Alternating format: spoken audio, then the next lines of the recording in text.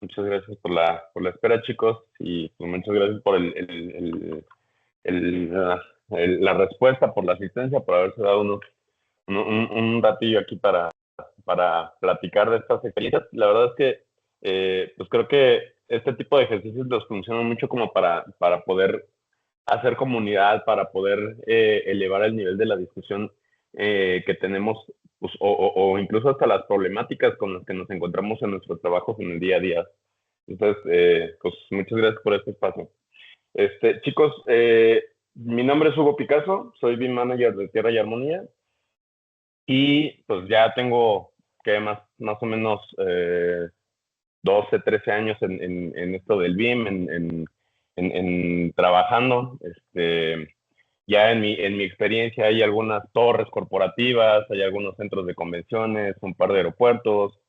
Pues la verdad es que ya he ido implementando lo que he podido en diversos alcances en estos proyectos, ¿no? Algunos nos ha tocado ser desde el cuantificador, el proyectista, y en otras incluso hasta el que está conectando los cables del apagador. Ya saben que aquí de todo se tiene que hacer.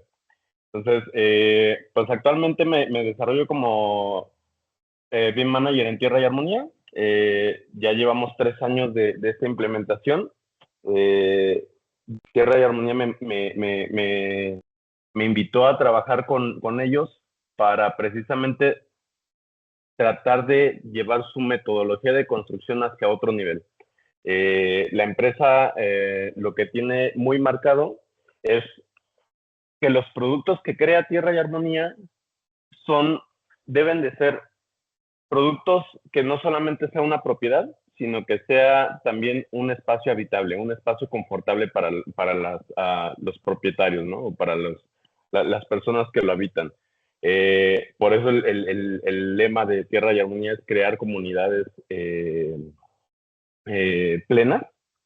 Entonces, las propiedades que comercializa Tierra y Armonía, pues deben de tener todo para que una persona se sienta completa, ¿no? Entonces, los desarrollos que nosotros tenemos son desarrollos habitacionales en la mayor parte. Cuentan con áreas de amenidades, con parques, aquí vemos algunos lagos. Dentro de nuestros productos también tenemos centros comerciales y tenemos torres de departamentos. Precisamente estos que vemos en la pantalla son algunos que están en la zona de Punto Sur. El centro de Punto Sur, pues básicamente ahí tenemos 3 proyectos activos.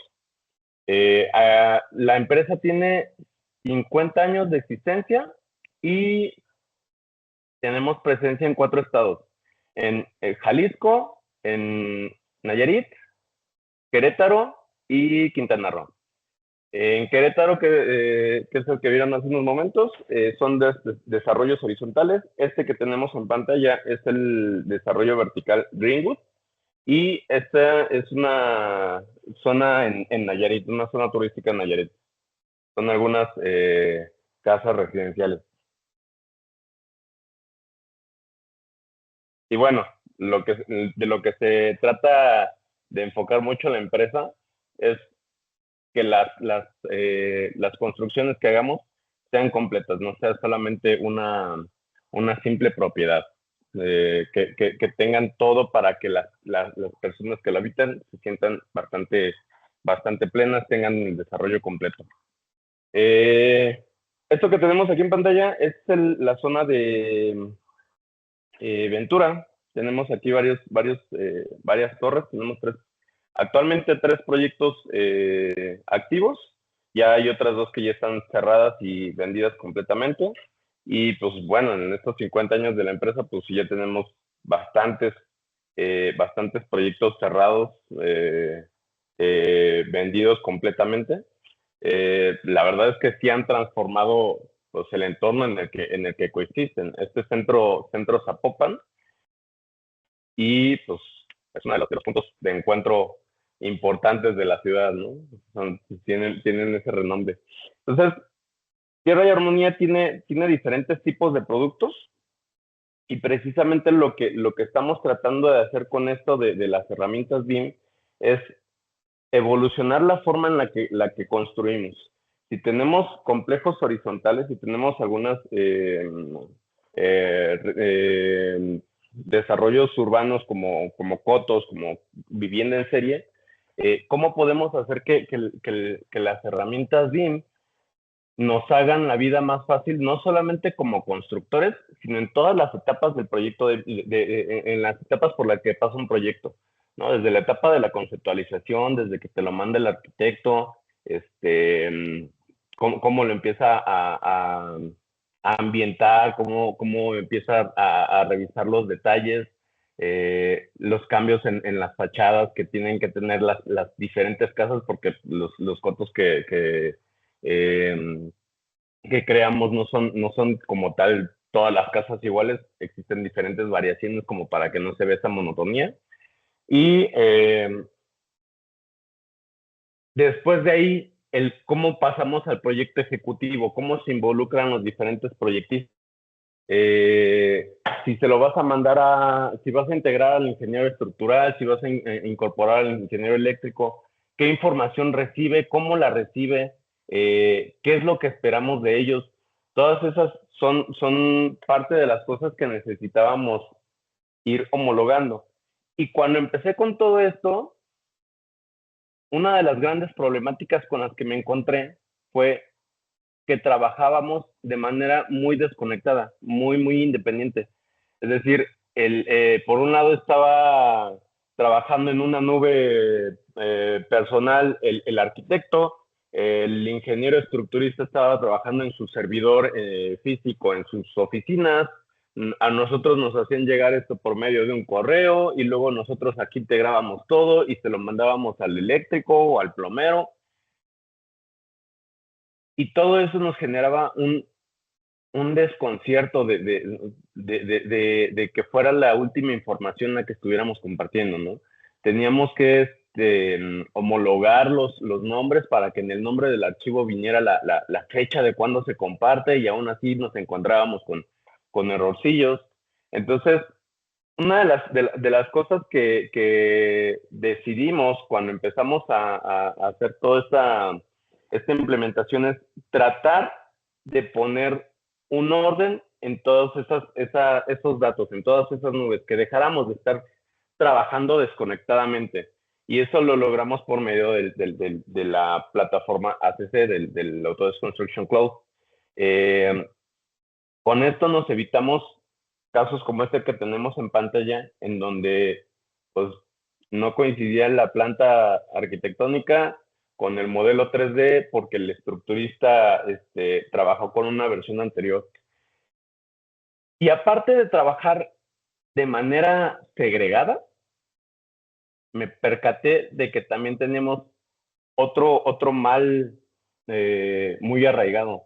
Y esto era que con la finalidad de poder entregar y de hacer las cosas rápido, le permitíamos a algún contratista, no sé, al plomero, que no, que no tenía la capacidad, que no se habían migrado a las herramientas BIM, que no había dado ese saltito, nos entregara como él como él sabía proyectar, que era en un AutoCAD y poniendo líneas y tracitos, y después eso se lo mandábamos a un despacho, lo volvíamos a contratar para que un despacho nos los modelara en 3 dimensiones, nos levantara el modelo arquitectónico. Y pues en principio eso podría parecer una cosa lógica, una cosa rápida que nos puede funcionar para no entorpecer los flujos. Pero el problema venía cuando teníamos que hacer alguna modificación en algún modelo, en algún prototipo. Porque de repente el arquitecto se encontraba con que, ok, me avisaron de que van a poner en tal parte un registro. Bueno, pues hay que esquivarlo con las instalaciones eléctricas, sale. Lo modificaban en el CAD, nos lo mandaban, nosotros se lo mandábamos otra vez al modelador y el modelador ya lo subía, pero pues obviamente ahí entra ir y venir de información, porque no nada más es una vez, es un número repetido de iteraciones casi limitado, pues no estábamos trabajando con la información actualizada. Y la sorpresa llegaba cuando de repente llegábamos a obra y veíamos alguna situación que ya estaba resuelta en el modelo y de repente me llegaban los residentes con el plano del AutoCAD, del primer proyectista, y me decían, aquí no viene ese detalle. Entonces, eso se vuelve bastante complejo, era uno de los males más arraigados que teníamos. Y pues claro, la verdad es que demandaba muchísimo el contar con empresas, con proyectistas que tuvieran la capacidad ya de modelar, de proyectar su modelo, no solamente de proyectar y luego transformar o levantar el modelo 3D. Entonces, realmente esto sí fue un tema muy largo, pero fue muy colaborativo en donde a las empresas que decidieron sumarse, que decidieron seguirnos dando el servicio, eh, lo que hicimos fue irlos migrando con nosotros, irlos retroalimentando. A ver, si necesitas esto, si necesitamos un modelo y que ya trabajes, que empieces a proyectar desde un modelo, pues necesitas un modelador. Ese modelador tiene que tener ciertos conocimientos, tiene que tener características específicas y en caso de no cubrirlas, hubo mucha retroalimentación.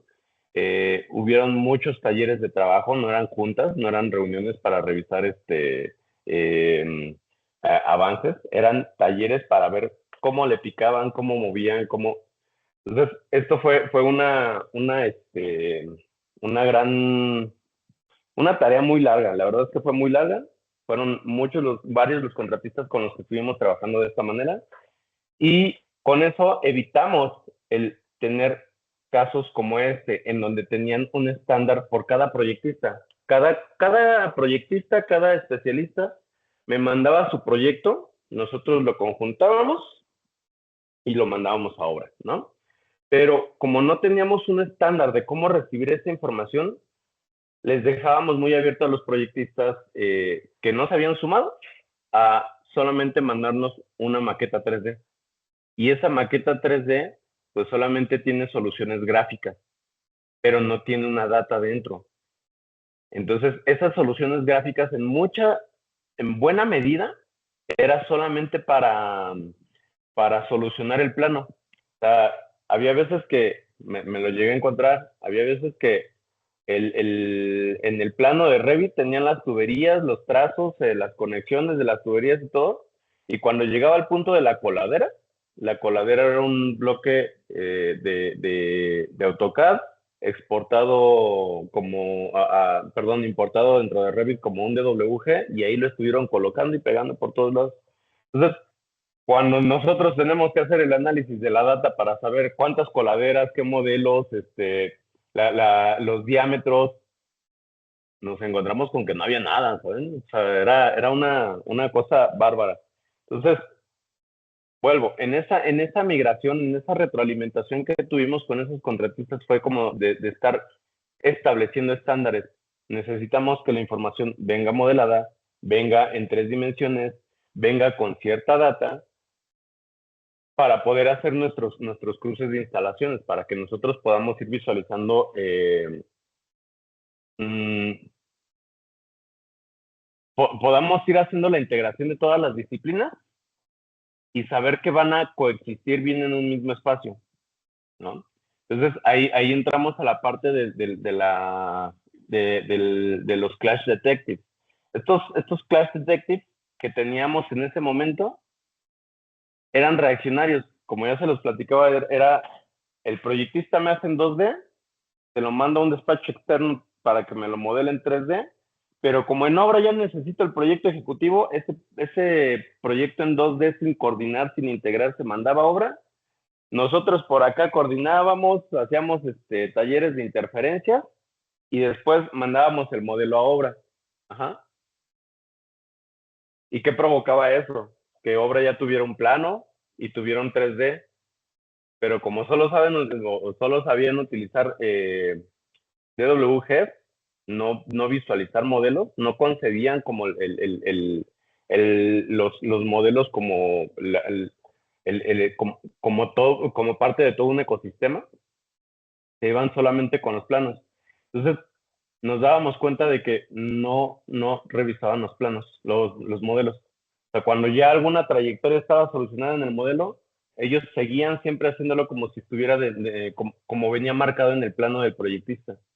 Entonces, ese flujo de la detección de interferencias, en vez de hacerlo antes, lo hacíamos hasta el final y provocaba que tuviéramos muchos errores de versionamientos, provocaba que tuviéramos talleres infinitos de coordinación de instalaciones de Clash Detective y que estos talleres de Clash Detective no fueran muy dinámicos. En buena medida eran reaccionarios. Es decir, todos nos íbamos a trabajar una semana en nuestras oficinas, llegaba el día de la junta en donde teníamos que representar soluciones y en lugar de representar soluciones eran talleres para detectar interferencias y poner las tareas de la siguiente semana. Y ok, a ver, ya vimos para la próxima semana hay que actualizarlo y realmente esto no era nada práctico. La idea de todos esos talleres es que se lleguen a conclusiones, se pongan de acuerdo, se vayan a trabajar y se llega a esa reunión no a revisar si existen interferencias, sino a revisar que se hayan cumplido o que se hayan solucionado las que se llevaron de tarea. Entonces, todas esas problemáticas que tenía la empresa dentro de su flujo de información, el flujo de trabajo, eh, pues las fuimos ahí modificando, las fuimos analizando y como parte de la solución decidimos hacer una integración completa de toda la empresa. Y con toda la empresa significa tener al equipo de diseño, a nuestro equipo de costos, a nuestro equipo de obra, a nuestro equipo de calidad, a todas las personas que integran el espacio que intervienen en un proyecto de tierra y armonía, decidimos darles capacitaciones en softwares identificados para cada perfil. Es decir, al coordinador de costos no le vas a dar un curso completo de modelado de estructura, no lo necesita. Él necesita saber cómo va a extraer las tablas de cuantificación, cómo se las van a entregar, cómo las exporta él hacia un Excel y de este Excel cómo las podemos migrar hacia otros entornos como un Neodata, un Opus. Ajá. Entonces, estas capacitaciones las fuimos haciendo graduales. Eh, la verdad es que nos aventamos como por el número de usuarios que tenemos, cerca de 195 aproximadamente. Nos tardamos aproximadamente un mes creo. Eh, la proyección era de 9 meses, tuvimos ahí algunas complicaciones dentro de. Con esas capacitaciones nos ayudó muchísimo Compucad y como se los platicaba hace unos minutos, necesitábamos unas capacitaciones específicas por cada perfil. No podíamos tener una capacitación nada más como el módulo 1 de Revit, módulo 2 de Revit. Le pedí a Convocar que hiciéramos cursos específicos con los temarios bien definidos de lo que yo necesitaba que se le explicara a todos los compañeros, ¿no? En cada una de las posiciones. Y con Pocas, la verdad es que fue un gran aliado. Me dijeron, claro que sí, Hugo, vamos a trabajarlo. Y se trajeron algunos buenos especialistas. Dijeron, ok, la primera sesión quieres ver estos temas, sale, lo vamos a ligar así. Y empezaron a darle estructura a esa capacitación. Entonces, fue una de las grandes aciertos. Y uno de los primeros brazos de toda esta implementación integral, ¿no? La capacitación. El siguiente brazo de esta implementación era el software. Necesitábamos tener licenciamientos adecuados para todos los perfiles que lo necesitaban, ¿no? Que ya sé trabajarlo, pero no tengo licencias, no sirve de nada, ¿no? Entonces, empezamos a hacer nuevamente, empezamos a clasificar perfiles para que a esos perfiles les estuviéramos colocando las licencias, los licenciamientos que realmente requieren. Y por último, las estrategias de trabajo, el saber cómo íbamos a estar, cómo estábamos haciendo este flujo de información entre que el arquitecto lo pasa al coordinador de tierra y armonía, el tierra y armonía se lo manda al eléctrico y al estructurista, cómo lo recibe. Todos estos flujos de información los tuvimos que ir mapeando para saber gráficamente cómo se estaban comportando y saber en qué momento meter a uno y meter a otro personaje en el escenario, ¿no? Con esto ya evitábamos el tener, no sé, el contrato del ingeniero eléctrico, van a decir los eléctricos que tengo en contra de ellos. Bueno, el contrato del ingeniero plomero, que no podía meter mano al proyecto hasta que no se cerrara una etapa conceptual. Entonces, anteriormente, pues teníamos al plomero ahí, al ingeniero de plomerías ahí esperando durante todo el tiempo hasta que cerraran el conceptual y básicamente ellos empezaban a trabajar mucho, muy tarde, mucho después de que el arquitecto, ¿no? Incluso en algunos proyectos, me acuerdo, hasta 9 meses después de que cerraron el concepto, de que se empezó el proyecto, se cierra el conceptual y luego empezaron los especialistas y la verdad es que no era como tan necesario que estuvieran ahí. Eh, con todo esto, necesitábamos, una vez que ya definimos todo el plan de implementación, ahora necesitábamos saber para qué queríamos hacer esto, cuál era nuestro objetivo. Realmente nos era de valor el analizar un modelo arquitectónico y meterle muchas horas de trabajo para ponerle texturas, porque lo vamos a hacer con interiorismo, porque vamos a ver interiorismo ahí.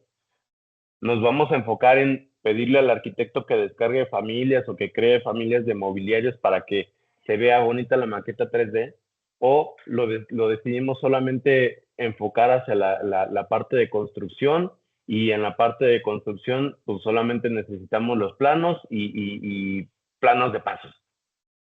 Entonces, tuvimos que sentarnos con todas las áreas involucradas en el proyecto para decir, a ver, ¿qué expectativas tienes del BIM? Ya vamos a empezar con todo esto. ¿Qué es lo que tú has visto? Y es un ejercicio bien chistoso porque pues todo el mundo ha visto TikToks, ha visto algunos foros, ha visto algunos artículos en LinkedIn y de repente pues todos tienen la expectativa del BIM completamente diversa, muy diversificada.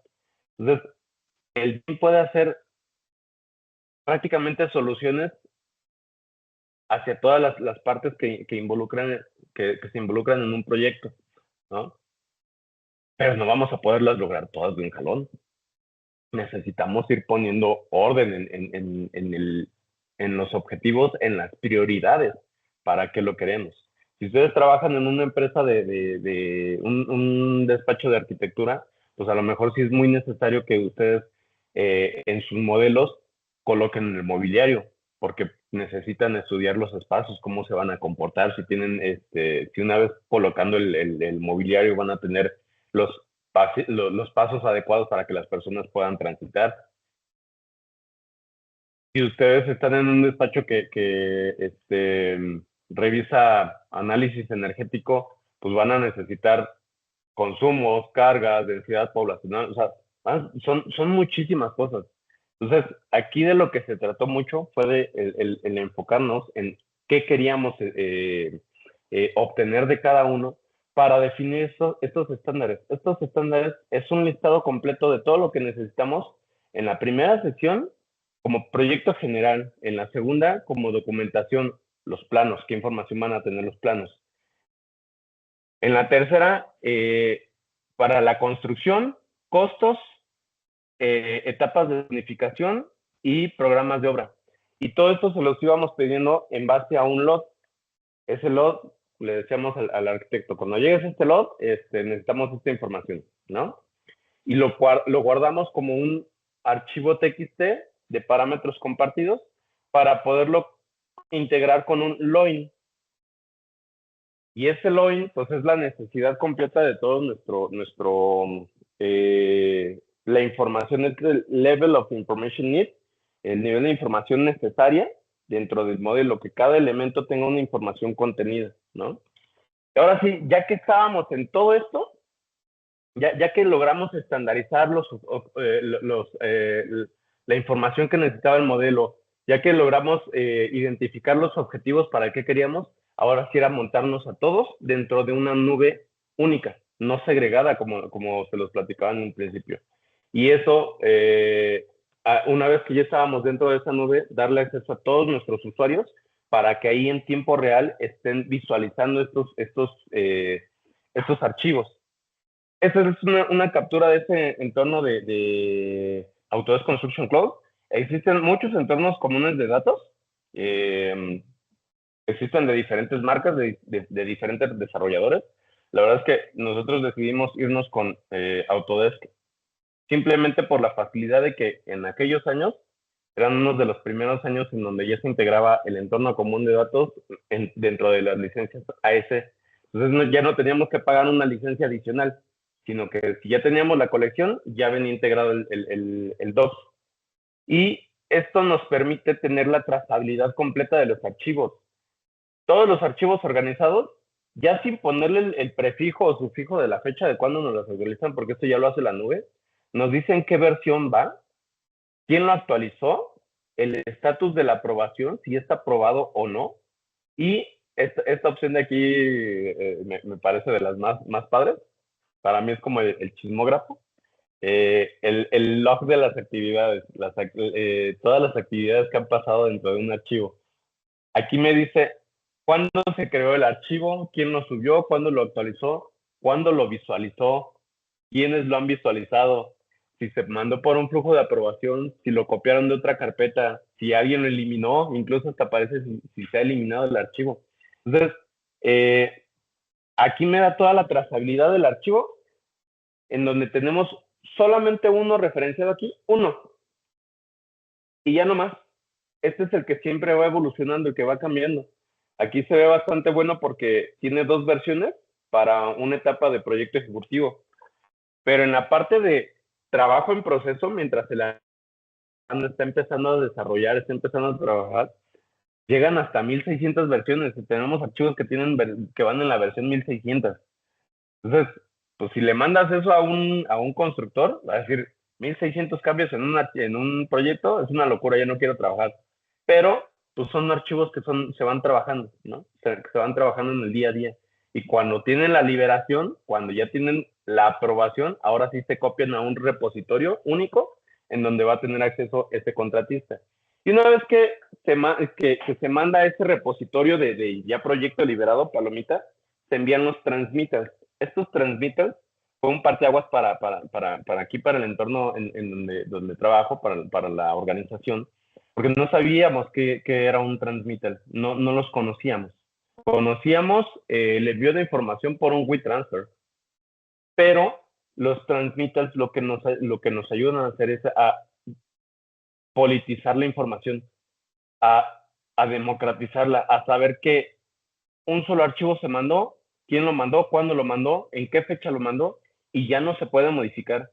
Y si ustedes mandaron aquí la versión 1 mediante un transmitter y de repente ya van en la versión 2, bueno, pues hay que crear el siguiente transmitter, ¿no? Y aquí este transmitter cuenta de una carátula en donde aparecen todos los datos del proyecto, los integrantes que recibieron toda esta información, un mensaje breve y quién envía el transmitter. Y en la segunda hoja manda una relación de todos los archivos que se mandaron en un Excel, en donde nos dice la ruta en donde está guardado, el nombre del archivo y todo lo que ya les había platicado. Entonces, esto nos hizo bastante sentido.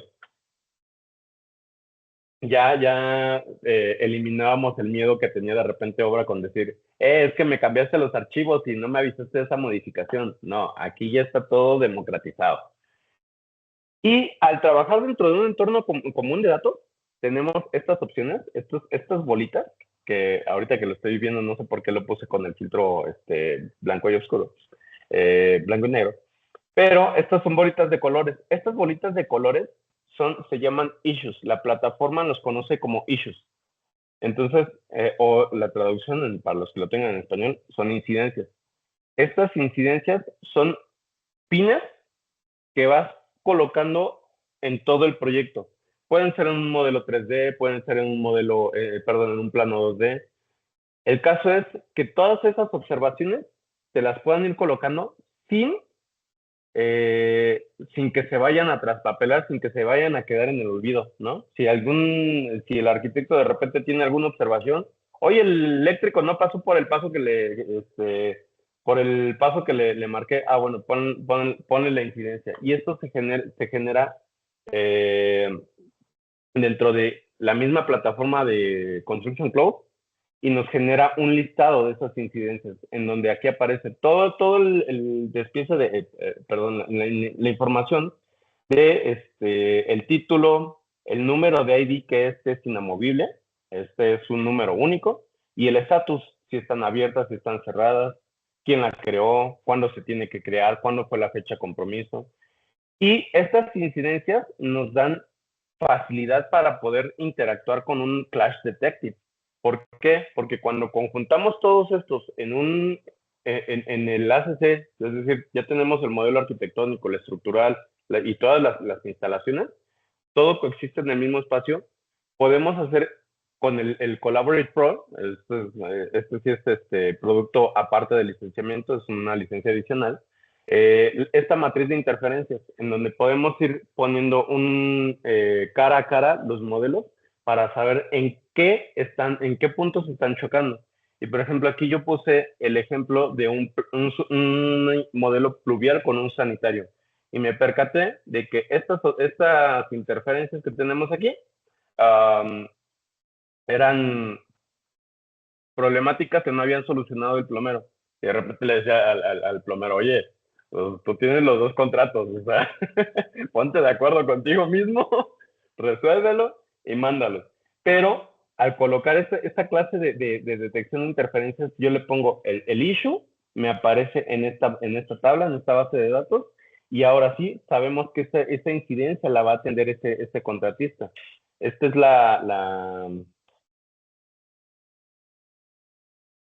esta es la forma en cómo se visualiza el Clash Detective.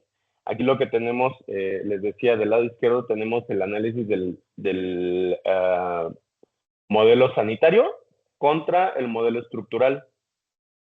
Y aquí me está mostrando las 20.000 interferencias que pueden existir. Hay muchas de ellas que, como estas que tenemos en pantalla, son cruces de losa, pero hay otras, esos se resuelven con un sacabocados, pero hay otras que están en trave y ahí tenemos que identificar si necesitamos, si puede ser con un sacabocados o necesitamos la validación del estructurista para poder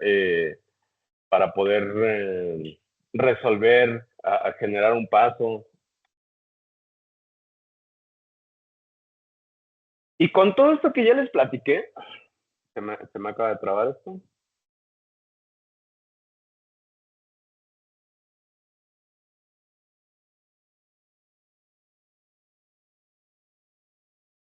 Aquí está. Con todo esto que ya les platiqué, lo que logramos obtener fue esto, precisamente. Unos modelos, un espacio virtual en donde coexisten todos los modelos de todas las ingenierías, de todos los especialistas. Aquí está el trabajo del arquitecto, el del estructurista, el del plomero, el del eléctrico, el del aire acondicionado, el de las especiales. Aquí se pueden visualizar todos. Y una vez ya pasado por todo ese proceso del análisis de detección de interferencias, aquí se puede revisar todo. Incluso eh, ellos mismos ya pueden visualizar o hacer sus propias validaciones, ¿no? Que antes de mandarnos el proyecto, pues validen que no tengan interferencias, que no tengan algún tipo de problemática. Y lo que les platicaba con toda la estandarización y los parámetros compartidos es precisamente esto, que del lado izquierdo tengo un tablero, una interfaz donde me marca todos esos parámetros compartidos que yo ya sé que necesito, que fueron los que yo le pedí a mis contratistas para que todos cumplieran con ese mismo lenguaje, ¿no? Entonces, en el caso del nivel, se pueden dar cuenta por clasificación de color por nivel para que nos pudiera mostrar gráficamente todos los elementos que estaban en un solo nivel. Y así lo respeta el arquitecto, el estructurista. todas las instalaciones lo respetan y aunado a esto, pues contienen toda la data que necesitamos. Catálogo, clave de catálogo de conceptos, el concepto en específico, incluso hasta podemos generarla o inyectar la información para meter las fechas de ejecución para planning. La verdad es que todo esto nos generó una certidumbre sobre todas las cantidades que llegan ahora. Y como ya estos modelos salen a cuantificación y después a catálogos de conceptos, pues nos llega toda la información, pues así como la tienen, despiezada. O sea, básicamente lo que tenemos aquí es el nivel 6 de la instalación de plomería. Y aquí le podemos pedir a los programas que nos manden un Excel con toda la relación de los elementos que necesitan este nivel. Y si queremos segmentarlo más, pues hasta podríamos hacerlo por departamento. Si queremos solamente la instalación que va en un departamento porque ya queremos cerrar, ok, hacemos la clasificación, le pedimos del nivel 6, el departamento B, pásame toda la relación de la instalación sanitaria, la manda a un Excel. Y esa es la gran ventaja del por qué necesitábamos clasificar toda esta información. Al día de hoy, lo que le llega a nuestro equipo de obra son planos en PDF, planos en DWG, un modelo virtual en 3D, en formato NWD, que es el que ya está coordinado con todos. Le llegan catálogos de conceptos exportados de los modelos, ya nada de que se ponen así como a manita a analizar o que se ponen con el plano de AutoCAD ya a medir, no. Ya les llegan todas esas cuantificaciones reales. Y por último, les llega este espacio. Tienen herramientas como el Autodesk Build, del espacio colaborativo, en donde incluso esta obra te puede marcar una incidencia ya cuando esté ejecutando. Si está ejecutando, ellos van con su tablet, con su licenciamiento de Build y dicen, ok, aquí reporte fotográfico, tomas una foto, créale una incidencia al equipo de diseño para preguntarles si este tubo que está aquí aún es factible porque movimos el equipo, tal, tal, tal. Ok, RFI, a ver, crea el RFI y de ahí vamos evolucionando hacia la gestión del cambio, ¿no? Pero vamos, de lo que significa es de tener certidumbre de dónde viene la información, quién la está validando, que existen unos procesos para cada uno de las etapas, ¿no? Para sacar las cuantificaciones, para sacar las coordinaciones, para saber que ya no están chocando, que todo coexiste, ¿no? Entonces, la verdad es que ha sido todo un cambio fuerte. Nos queda bastante camino por delante. Ahorita lo que tenemos en vistas es llegar a utilizar la realidad aumentada. Por ahí tenemos algunas pruebas que hemos hecho con algunos softwares, en donde pues ven aquí a la compañera Marianita en obra, pues escaneando un código QR para poder visualizar su modelo dentro de la obra, ¿no? Entonces, pues existen, o sea, ya llevamos un buen camino trazado.